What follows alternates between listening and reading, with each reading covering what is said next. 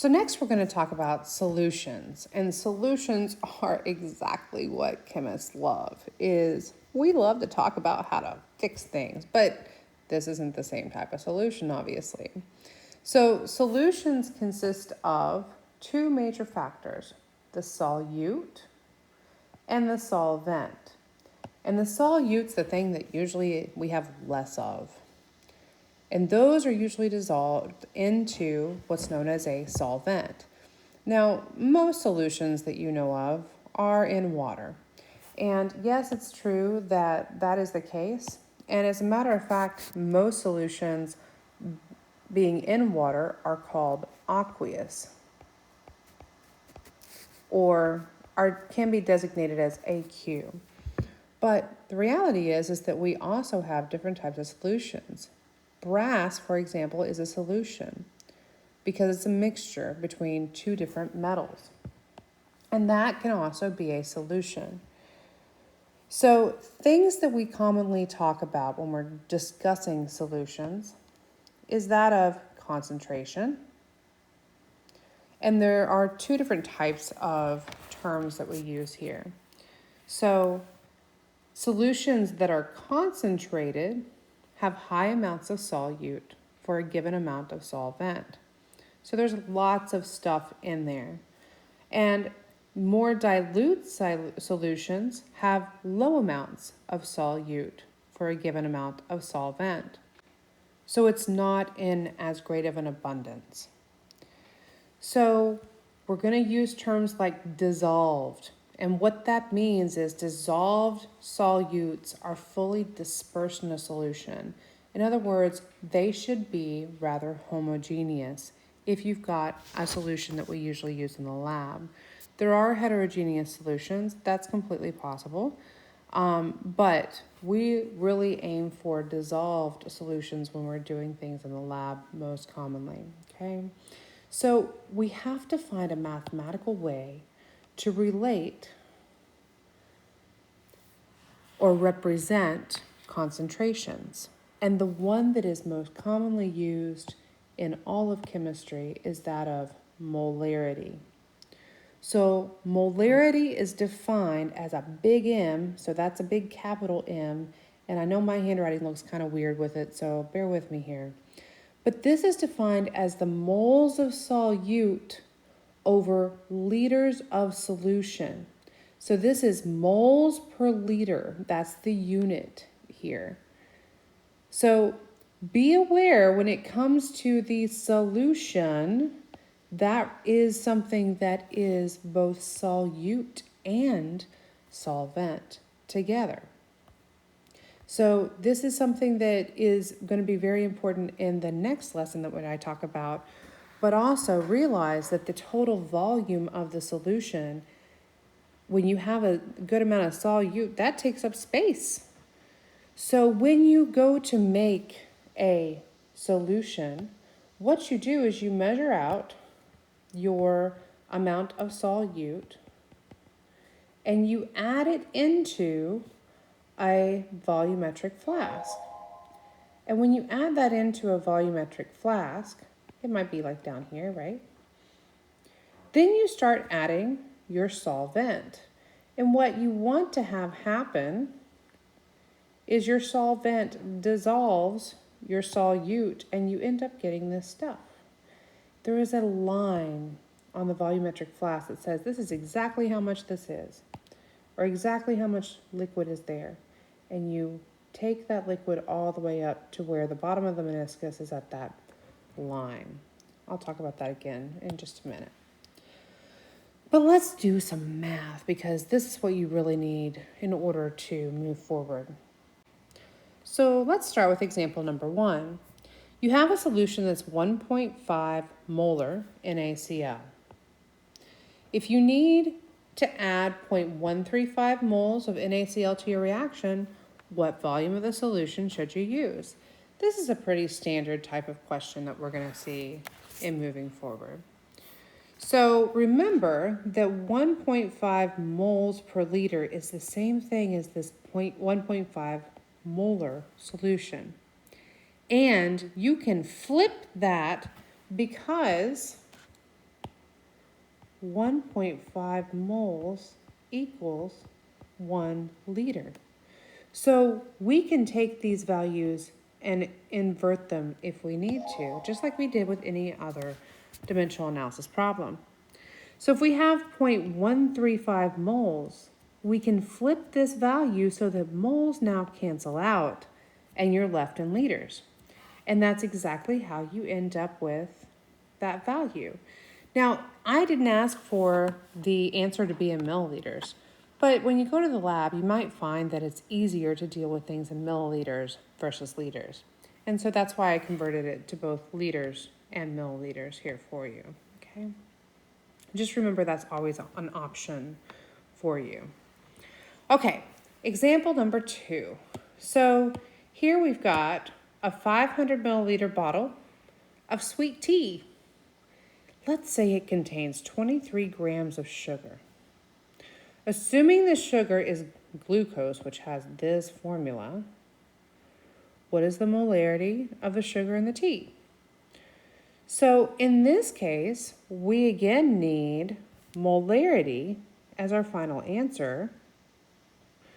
And that means that we need to define how many moles of sugar you have per liter of tea. So we need the molar mass, right? So that's the first thing we need to figure out. And so I gave that to you here. And if you know that, we can figure out how many moles of sugar we have and then divide that by the volume to get our molarity. So I start by using the fact that we have 23 grams of sugar. And for every 1 mole, we have 180.16 grams. Notice I flipped this value again because this value right here, because I can.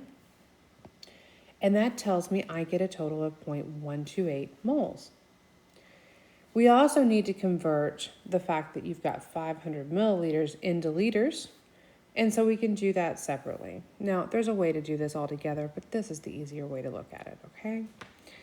And so now we've got moles, we've got liters. We simply say, I'm going to take the value of moles and divide by the value of liters to get my molarity. And my M looks kind of weird. Sorry about that. Okay, let's do some more examples. So in this case, sorry, it takes a second for this to clear out. We have a question that asks how many grams of CaCl2 is in 355 milliliters of a 2.5 molar solution.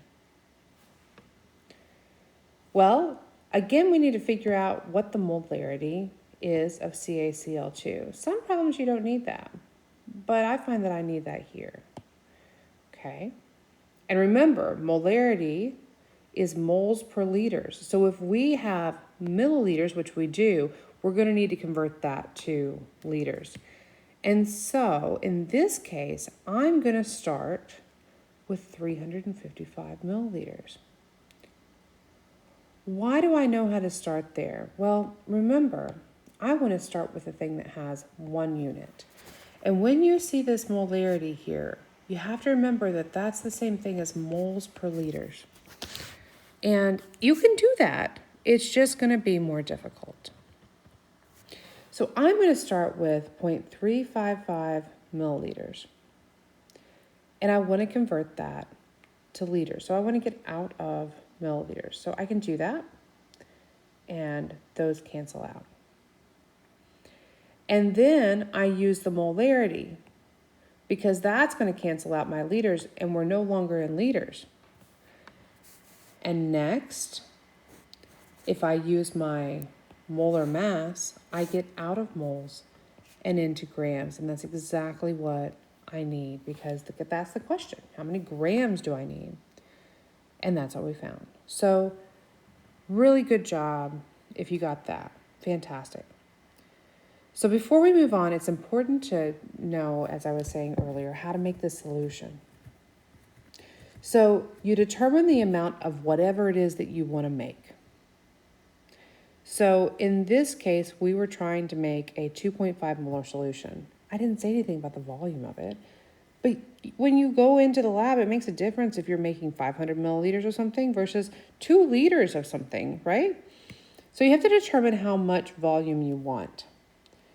And then you need to determine how much solute you need. So you need to add the solute to a volumetric flask. And the volumetric flasks are these things that have lines here at the top. So if you're making 500 milliliters or something, you need a 500 milliliter volumetric flask. If you're making 2 liters of something, you need a 2 milliliter volumetric flask. You add the solute first, and then you start adding solution, and you start to mix it a little bit as it goes and fills this guy, right? That's what I was saying before. And as that fills, hopefully it becomes a homogeneous solution.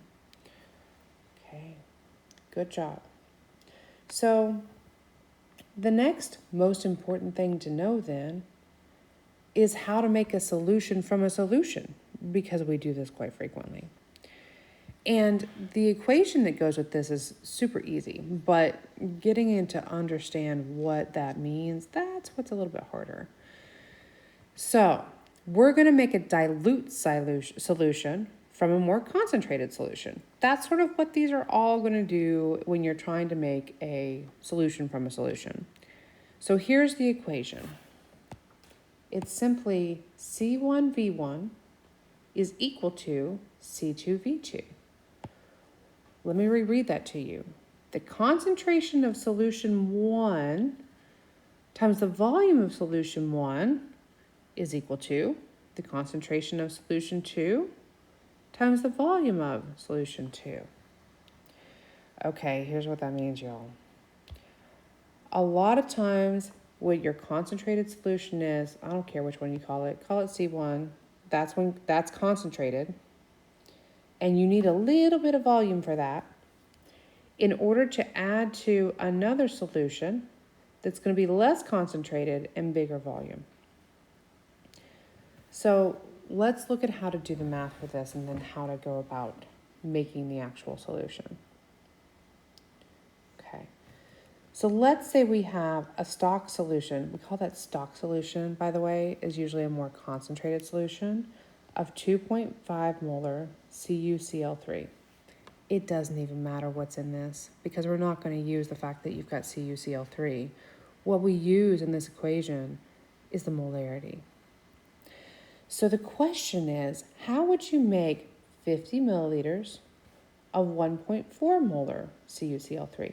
Notice that we have both a volume here and we have a concentration of the new solution that you're supposed to make, the more dilute solution. So there are 2 different solutions here, and we have to identify this is one of them. So I'm going to call that C1B1. And these 2 things go together, and I'm going to call those number 2. So when I put this in my equation, I know what C1 is equal to, because this is 1 over here, right? And V1, that's what we're looking for. We don't know that. Then C2 is going to be the 1.4, because this one's 2, and the 50 milliliters, okay? Now, it's fine to leave this in milliliters because you just have to realize that we're going to get milliliters in the end. Solve for V1, and this is what you find.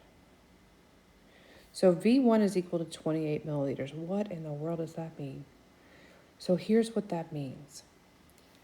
Down here, you put 28 milliliters of the 2.5 molar, 2.5 molar solution into a 50 milliliter volumetric flask, and you fill it to the line with solvent.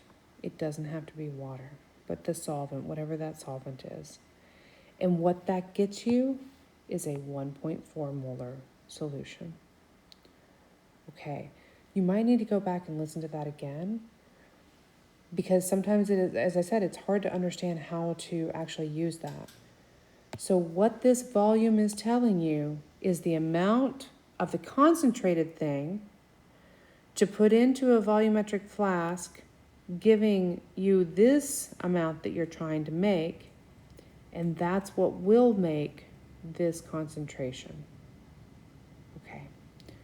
Thank you for your patience with these. Try many problems. It's okay if it takes a while. These are really cool problems. They're highly used in the lab, and keep at it. You're doing great.